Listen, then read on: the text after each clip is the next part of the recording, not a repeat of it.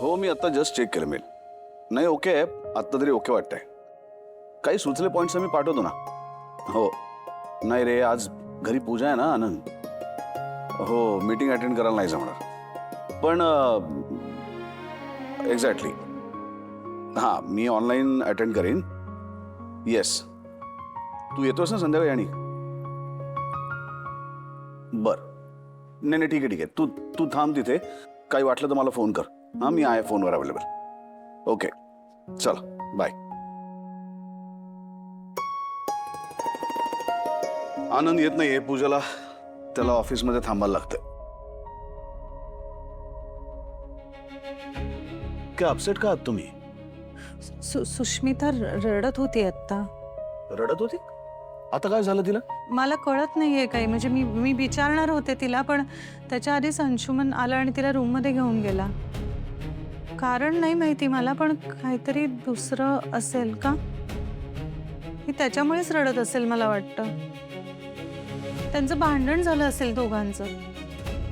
म्हणजे आपण हे लग्न मान्य केलं त्यांच्यासाठी, आपण इथे पूजा करतोय आणि त्यांचं एकमेकांशी पटतच नसेल तर मग त्यांनी नको ना एकत्र राहायला, आपण वेगळं करून टाकूया त्यांना.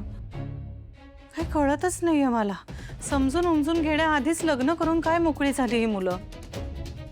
बघा ना, आता रडारड चालू आहे तिची. काही अर्थच नाहीये ना या गोष्टींना. तुम्ही बोला ना एकदा, त्यांच्याशी बोला आणि त्यांना स्पष्टपणे विचारा की काय बाबा, भावनेच्या भरात येऊन लग्न केलंय का? तसं केलं असेल तर चूक समजून घ्या. त्यांना सांगूया आपण हे चुकलंय आणि मग काहीतरी निर्णय घेऊया. म्हणजे असं बळजबरीचं नातं नको ना. तसंही सुष्मिता लहानच आहे हो अजून खूप. तिला जर वेळीच लक्षात आलं तर तिचं आयुष्य वेगवेगळं असू शकेल ना यापेक्षा.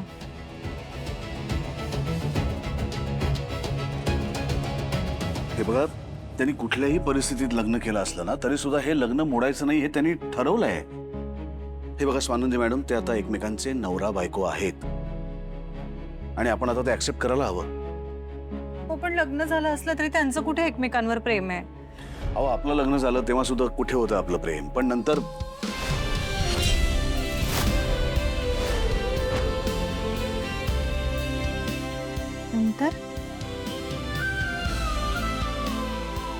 नंतर बरोबर जातो ना सगळं.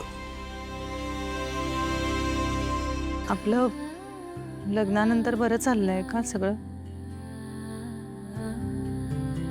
स्वानंदी मॅडम, मी खरं तेच सांगतोय. म्हणजे लग्नानंतर एकमेकांची सवय होते, एकमेकांच्या आवडीनिवडी कळतात आणि लग्नानंतर एकमेकांना आवडू शकतातच की ते. त्यामुळे तसंच होईल. तुम्ही नका फार विचार करू. आलो.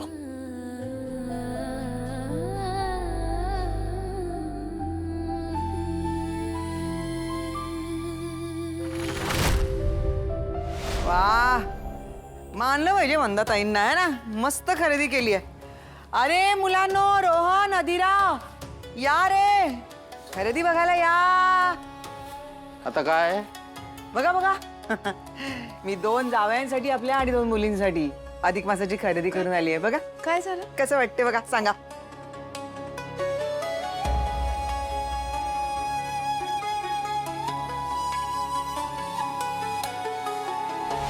काय मस्त आहे ना? बरे. मस्त बरे. उन्हात अनातून थकून भागून मी खरेदी केली आपल्या पोरांसाठी आणि हे नुसते बरेच. अहो, जरा तरी उत्साह दाखवा.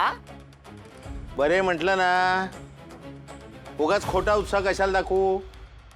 आता खोटा उत्साह काय म्हणते आहो तुम्ही? खोटा उत्साह, खोटा वाव उत्साह. आई, हा. Wow, amazing outfits I. What a choice है ना. तुला आवडली ना? हे बघी, स्वानंदीसाठी साडी घेतली बघी. छान दिसेल ना? बघा, तुमच्या मुलीला माझी कदर नाहीये, पण मी मुलींमध्ये कधी भेदभाव नाही केला. माझी मुलगी तुझी मुलगी असं नाही केलं मी कधी. तेवढंच प्रेम केलंय. बघा बघा बघा बघा, स्वानंदीसाठी किती छान दिसेल साडी आहे ना? है ना? छान दिसेल ना? एकदम इमॅजिन करतो असं एकदम. हो या आई, मस्त है ना. या विषयावर मला अजिबात बोलायचंच नाही. एक मिनिट थांबा थांबा थांबा थांबा, 1 मिनिट. सिरियसली सांगते मी तुम्हाला. ऐका माझं जरा. हे बघा, मी अधिक मासासाठी मुलांसाठी सगळी खरेदी केली आहे. तुमचं अर्ध काम केलेलं आहे मी. जावयांसाठी आणि आपल्या मुलांसाठी आणलेत की नाही कपडे? आता जावयांचा मानपान जो काही उरलेला आहे तो तुम्ही करा. सोनं आपल्याला झेपणार नाहीये, तर मला असं वाटतं की चांदी थोडी आपण थोडं थोडं द्यावं, काहीतरी छोटंसं दागिना करून द्यावं. चांदी पण आता महाग आहे, साध्या साध्या अंगठ्या केल्या दोघांना तरी चालणार आहे. मान आहे तो आपण सोडायचा नाही द्यायचा. हा, रीतभात आहे बाबा, ते आपण केलं पाहिजे. बरोबर आहे ना? ठीक आहे. काय रोहन, तुला आमंत्रण आलंय ना? हा, अधिराच्या घरून. जा जा जा बाबा, मान आहे जावयाचा. एक सांगते हा, मागे नाही हटायचं. सासू जोपर्यंत ताटामध्ये सोनं ठेवत नाही तोपर्यंत ताटावर ना उठायचं नाही. काय अधिरा, बरोबर आहे ना? आई कश अगं मान असतो म्हणून म्हटलं. काही काय बोलतेस का आई तू? काय हे बघ, मी यातलं काही करणार नाहीये. त्यांनी मला आशीर्वाद दिला ना, हेच खूप आहे माझ्यासाठी. वेडा आहेस का तू? मान असतो मान, अधिक मासाचा मान. रीतीभाती आहे, चुकवायला नको.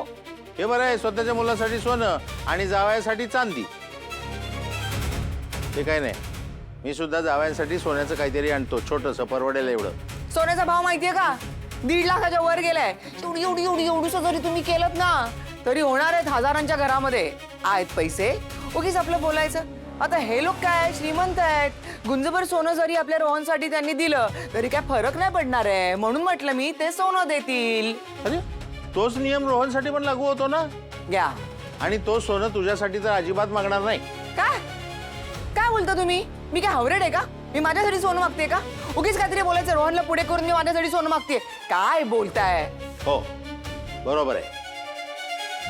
वाटेल ते तोंडाला येईल ते बडबडू नका. काहीतरी आपलं बोलायचं. रोहनला मान मिळावा म्हणून बोलते मी. तुम्हाला ना खरंच माझं सगळंच बोलणं ना असं वाकडंच वाटतं बाबा. कधीच माझ्या बोलण्याला मान दिला नाही, कधीच माझ्या शब्दाला किंमत दिली नाही. एक घेऊन या अधिरा ते सगळ्या पिशव्या आतमध्ये. ओके. ही बाई आयुष्यामध्ये कधीही सुधारणार नाही.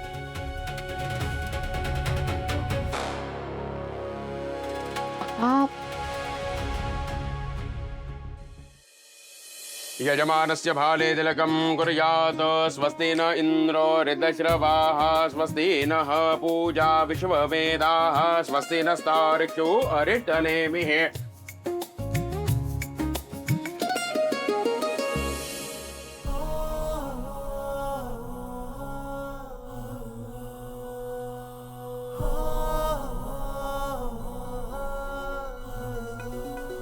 तू असं माझ्या मागे मागे नको करत जाऊ हं. मला इरिटेट होतं. आणि आमच्या रिलेशनशिपमध्ये स्पायगिरी पण नको करत जाऊ.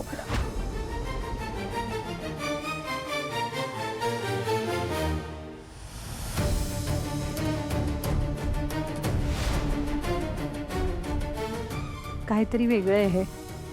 काहीतरी वेगळंच घडतंय. काय होतंय राजवाडे? चला, आपली पूजा निर्विघ्नपणे पार पडलेली आहे.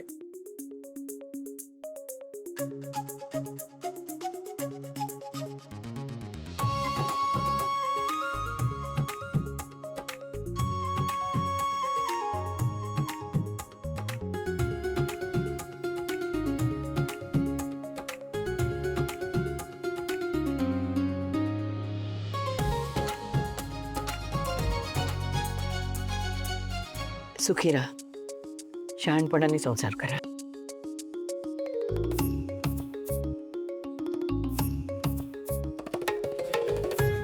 मेड इन हेवन अशी जोडी आहे तुमची.